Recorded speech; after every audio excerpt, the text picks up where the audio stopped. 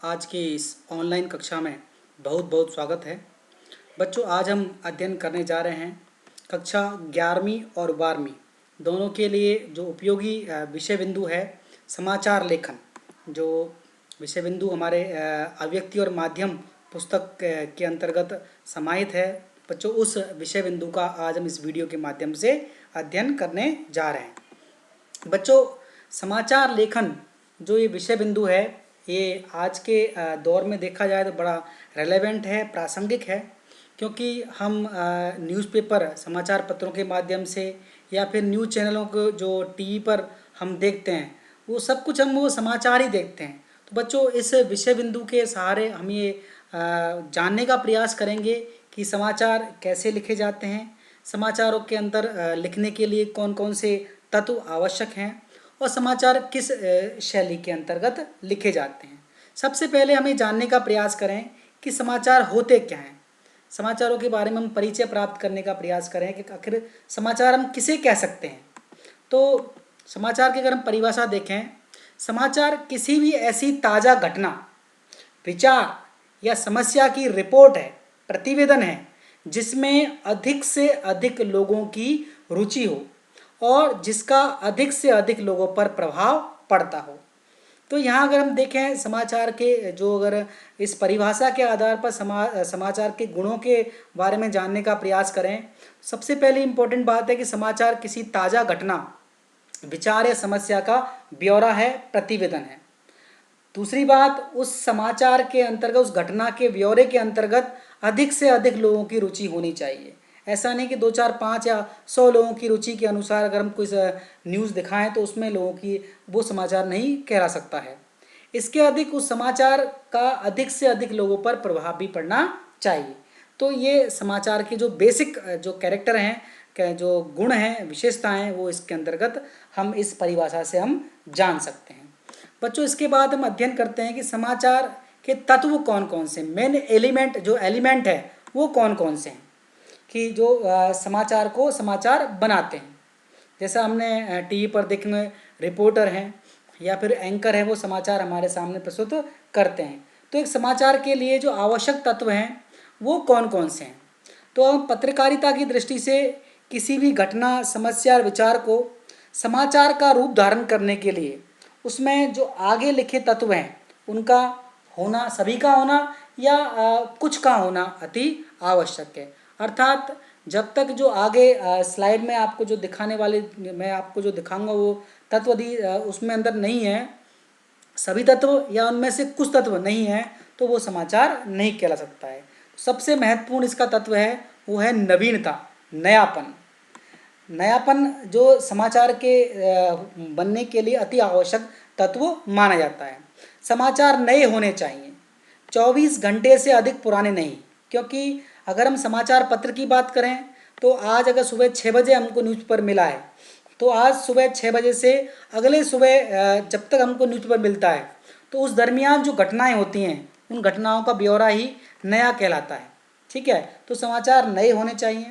इससे अधिक बासी होने पर समाचार पुराना हो जाता है। 24 घंटे से अधिक यदि समाचार यदि पुराने होंगे तो बासी हो जाता है। लेकिन ये चीज़ें किस पर लागू हैं? सिर्फ समाचार पत्र पर लागू हैं। लेकिन हम टीवी की बात करें तो वहाँ हमको ब्रेकिंग न्यूज़ के माध्यम से बहुत कुछ मिलता है, तुरंत से तुरंत दिखाने का प्रयास किया जाता है। इस प्रकार हम 24 घंटों की अवधि को समाचार के लिए डेडलाइन कहते हैं। ये क्वेश्चन कई बार पूछा जाता है कि डेडलाइन क्या होती है। तो डेडलाइन है कि जो समाचार हैं उसके नएपन के लिए पिछले 24 घंटे से अधिक जो पुरानी खबरें नहीं छपनी चाहिए, और ये जो 24 घंटे का जो समय होता है समाचार के लिए डेडलाइन कहलाता है। इसके अलावा यदि किसी पुरानी घटना के बारे में कोई नई जानकारी सामने आती है तो चूंकि उसमें नयापन आ रहा है तो वो भी समाचार कहलाती है। तो समाचार बनने के लिए सबसे पहला या आवश्यक तत्व है वो है नवीनता। बच्चों, हम बात करें अब इसके दूसरे तत्व की। दूसरा तत्व है इसका निकटता। निकटता मतलब समीपता। जो समाचार हमारे सामने प्रस्तुत किए जा रहे हैं, पाठक के सामने या श्रोता के सामने, वो समाचार उस पाठक और श्रोता के जीवन से निकट से संबद्ध होने चाहिए, उनसे जुड़े होने चाहिए। वह उस श्रोता और पाठक के स्थान से, प्रांत, स्टेट से, गली मोहल्ले, परिवार, जाति, धर्म या व्यवसाय के जितने करीब होंगे पाठक और श्रोता के लिए उसका महत्व उतना ही अधिक होगा और वह पाठक और श्रोता उस समाचार से अपने आप को उतना ही अधिक कनेक्ट कर पाएगा। तो समाचार के अंतर्गत ये दूसरी क्वालिटी है उसकी निकटता। निकटता अति आवश्यक है। बच्चों इसके बाद है उसका प्रभाव क्षेत्र। प्रभाव क्या कि जो समाचार है वो किसी छोटे वर्ग को नहीं बल्कि एक बहुत बड़े वर्ग को प्रभावित करने वाला होना चाहिए। ऐसा नहीं कि हमने खबरें दिखा दी और उससे सिर्फ 100 से 150 लोग ही उससे प्रभावित हैं तो वो समाचार एक अच्छा समाचार नहीं माना जाता है। समाचार वह होता है जो समाज के एक बड़े वर्ग से बड़े वर्ग को प्रभावित करने की क्षमता रखता हो। ठीक है, क्योंकि जो अगर समाचार उनसे किसी पाठक और श्रोता के प्रभाव में नहीं आएगा, उस पर प्रभाव नहीं डालेगा तो उनकी उसमें रुचि नहीं होगी। बच्चों इसके बाद उसका आवश्यक तत्व है जन रुचि। लोगों की रुचि होनी चाहिए उस समाचार के अंतर्गत। समाचार पत्रों में पाठकों की रुचि का ध्यान रखा जाता है, इंटरेस्ट का ध्यान रखा जाता है। उसमें खेल की खबरें, राजनीति, पॉलिटिक्स की खबरें, हिंसा आदि के खबरों के अलग अलग पृष्ठ होने चाहिए, अलग अलग पेज होने चाहिए। देखा जाता है समाचार पत्रों में जो न्यूज़पेपर होते हैं उसमें पाठकों की रुचि के अनुसार ही समाचारों को स्थान प्रदान किया जाता है। उसके अंतर्गत मेन पेज पर अलग, जो पहले पेज पर अलग प्रकार के समाचार होते हैं, उससे पीछे वाले पेज पर देश विदेश, अर्थ जगत, खेल, व्यवसाय, इस प्रकार अलग अलग जो प्रकार की खबरें उसमें छापी जाती हैं। क्यों?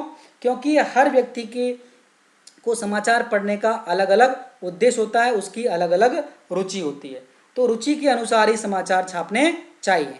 जैसे एक खबर आपको दिखा रहा हूँ जिसमें है टिड्डी दल से सबसे ज़्यादा राजस्थान प्रभावित।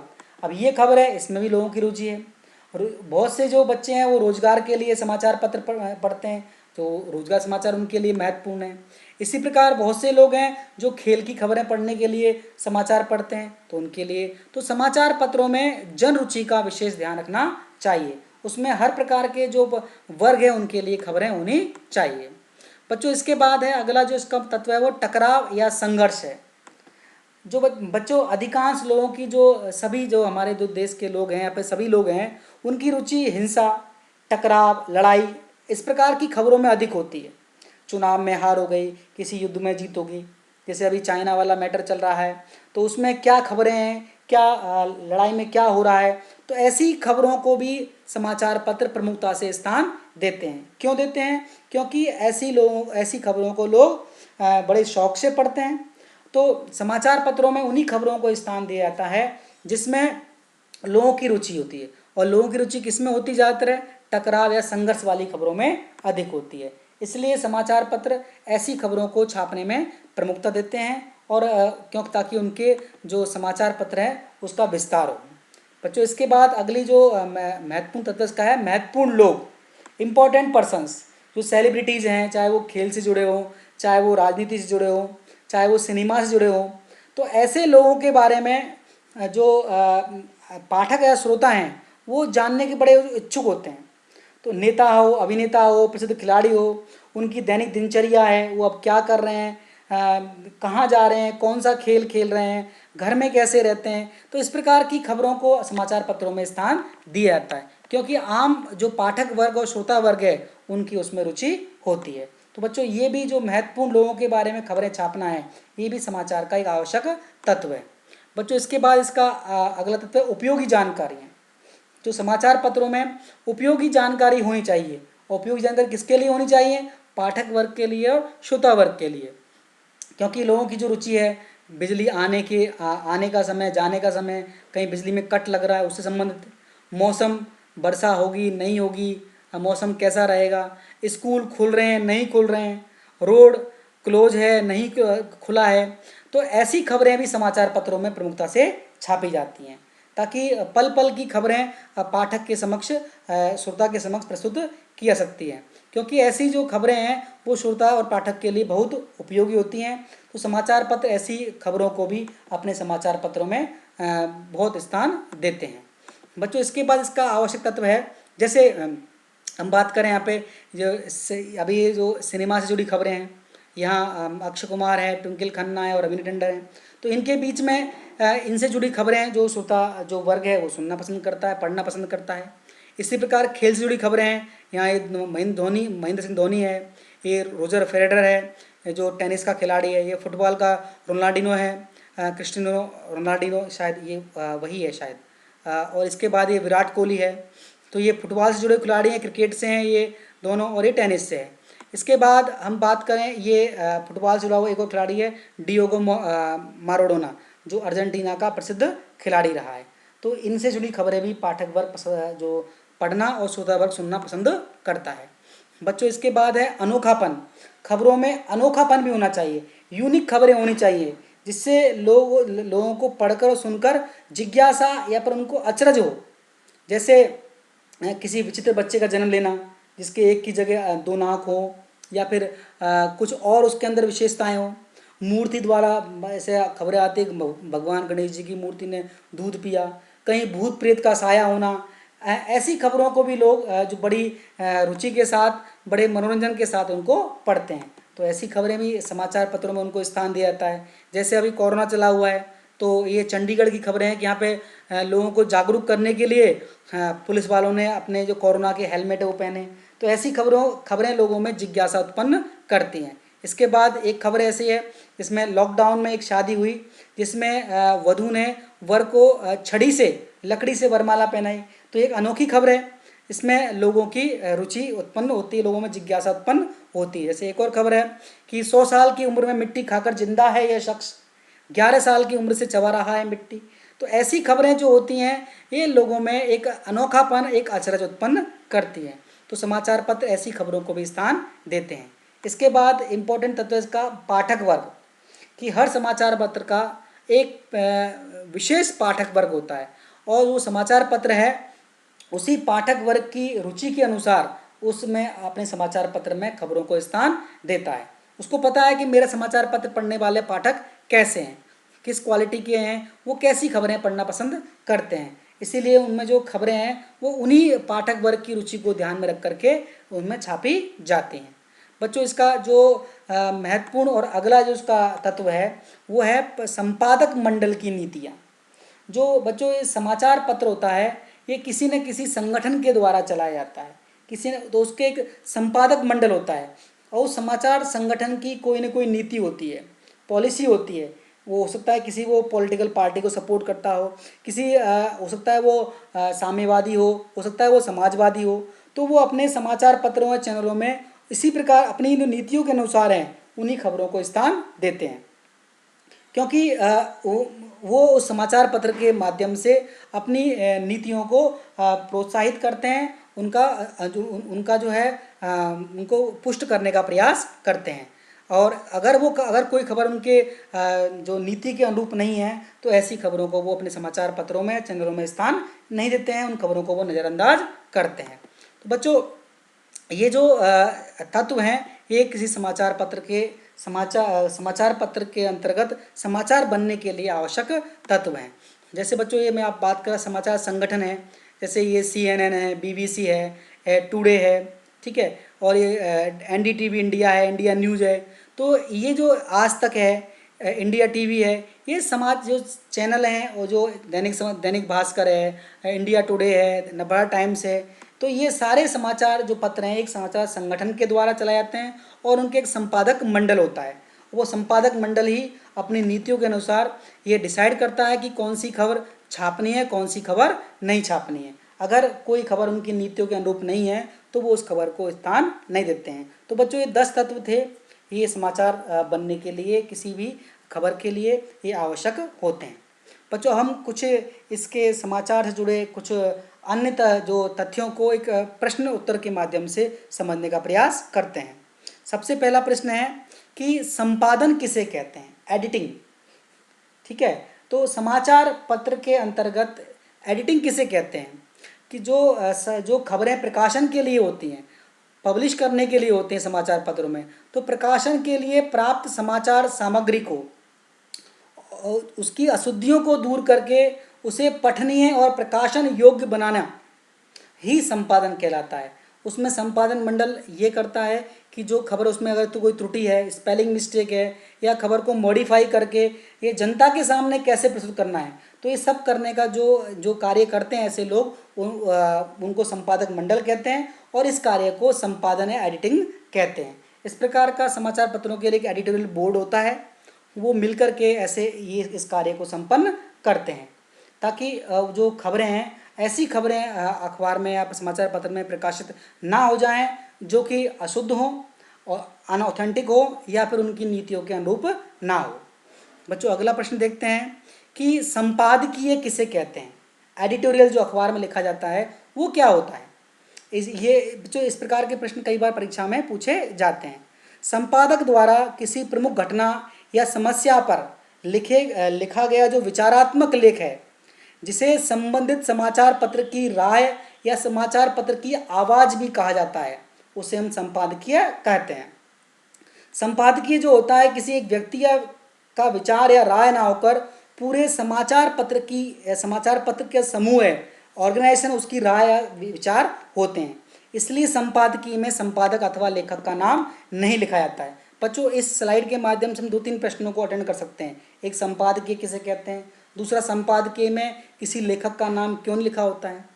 क्यों लिखा होता है कि वो संपादक जो संपादकीय लिख रहा है, लिखने वाला चाहे कोई एक व्यक्ति हो चाहे व्यक्तियों का समूह हो, वो जो लिख रहा है वो उस व्यक्ति की राय नहीं है बल्कि पूरे समाचार संगठन की राय है, उसकी आवाज़ है, इसलिए उसके साथ उसका नाम नहीं लिखा जाता है। बच्चों ये ऐसे प्रश्न कई बार एग्जाम में पूछे जा चुके हैं। जैसे अभी कोरोना महामारी चली हुई है, इस पर अब किसी समाचार पत्र में संपादकीय छापा गया है लॉकडाउन के 21 दिन। ठीक है, तो ये जो संपादकीय है, संपादकीय पूरे समाचार पत्र की आवाज़ होती है, इसलिए संपादकीय के साथ किसी लेखक का नाम नहीं लिखा होता है। बच्चों अगला प्रश्न है, पत्रकारों के कितने प्रकार होते हैं। पत्रकार कितने प्रकार के होते हैं। तो बच्चों पत्रकार जो हैं वो 3 प्रकार के होते हैं। पहला पत्रकार है पूर्णकालिक पत्रकार, अर्थात पूरे समय तक किसी समाचार पत्र के लिए। ये पत्रकार कैसे होते हैं, रिपोर्टर कैसे होते हैं, ये किसी विशेष समाचार संगठन के लिए नियमित काम करने वाले, रेगुलर काम करते हैं, वेतनभोगी पत्रकार होते हैं और इनको नियमित रूप से सैलरी मिलती है, लगातार उस संगठन के लिए काम करते हैं, 24/7 हमेशा काम करते रहते हैं और उसके लिए उनके बदले में उनको एक निश्चित मासिक वेतन प्राप्त होता है। बच्चों इसके बाद जो दूसरा जो पत्रकार है वो है हमारा अंशकालिक पत्रकार, इसे हम स्ट्रिंगर भी कहते हैं, जो स्ट्रिंग ऑपरेशंस को अंजाम देते हैं। ये पत्रकार किसी समाचार संगठन के लिए निश्चित मानदेय के आधार पर कार्य करते हैं। ये इनको सैलरी नहीं मिलती, मानदेय ऑनोरेरियम मिलता है।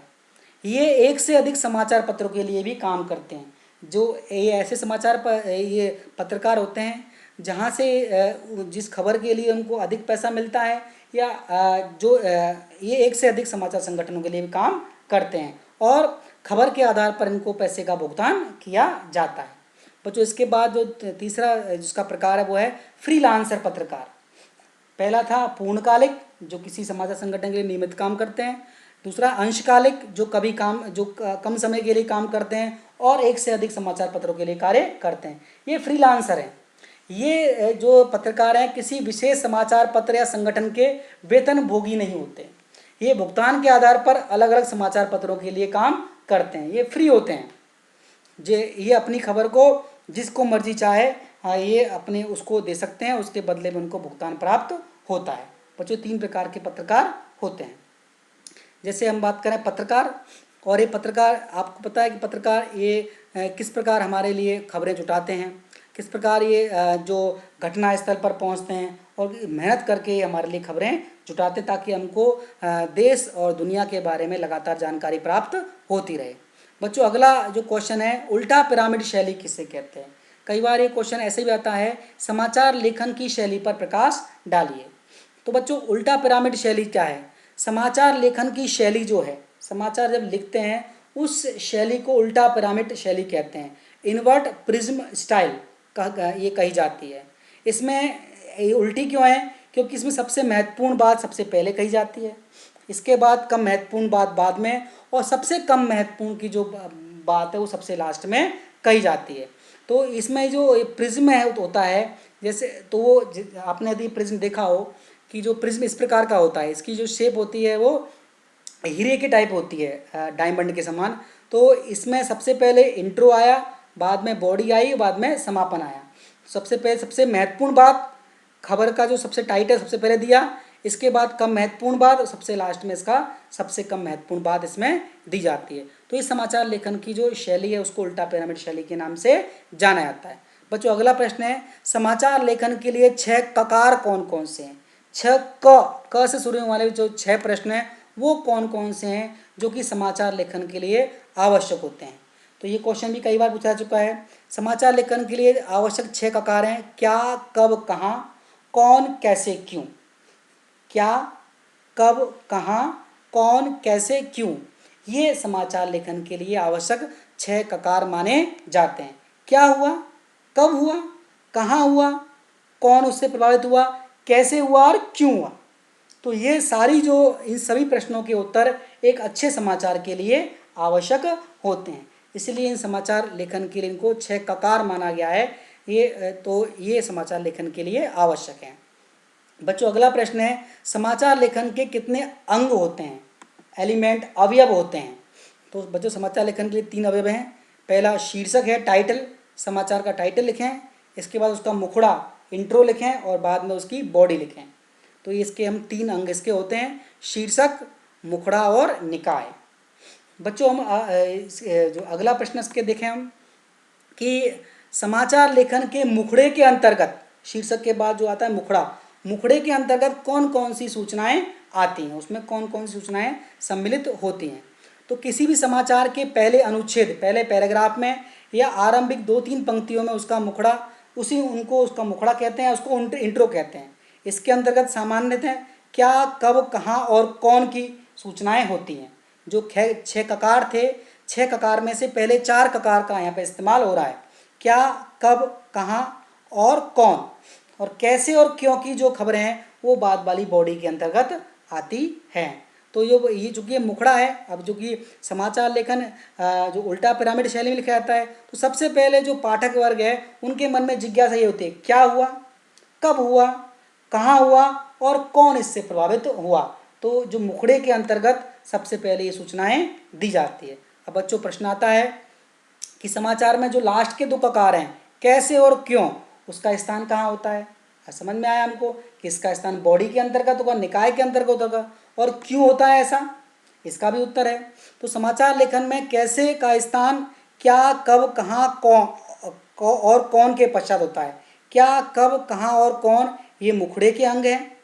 समाचार के मुखड़े के बाद जहाँ समाचार का विस्तृत विवरण आता है वहाँ कैसे को स्थान दिया जाता है, और क्यों अर्थात घटना घटने के कारणों का विश्लेषण कैसे के बाद में किया जाता है। ठीक है, तो पहला जो है क्या, कब, कहाँ और कौन, इसका मुखड़े के अंतर्गत, इसके बाद विश्लेषण आएगा क्यों का और सबसे लास्ट में आएगा कैसे का। ठीक है, ऐसा क्यों किया जाता है, समाचार पत्रों में ऐसा ही क्यों लिखा जाता है। तो इसका कारण है कि इसके इसका क्रम का जो निर्धारण किया गया है उसके पीछे मूल कारण यह है कि पाठकों की रुचि जो होती है, समाचार पत्र पढ़ने वालों की रुचि सबसे पहले घटना के तथ्यों की जानकारी में होती है, क्या हुआ, ठीक है, बाद में उसका विस्तृत वर्णन वो जानना चाहता है, और अंत में वर्णन पढ़ ले उसके बाद में उसके कारणों पर वो मनन करता है, उसके बारे में वो सोचता है। तो ये जो साइकोलॉजिकल फैक्ट है वो इस समाचार लेखन के अंतर्गत इसमें सम्मिलित किया गया है, और इसी के आधार पर जो 6 ककार हैं इनका क्रम निर्धारण किया गया है। बच्चों उम्मीद है आपको इस वीडियो के माध्यम से जो समाचार लेखन के बारे में मैंने आपको जो जानकारी दी है, कुछ प्रश्नोत्तर आपको की व्याख्या की है, वो आपके लिए सब उपयोगी साबित होगी, ऐसी मुझे उम्मीद है। बच्चों इस वीडियो को देखने के लिए आपका बहुत बहुत धन्यवाद, बहुत बहुत आभार।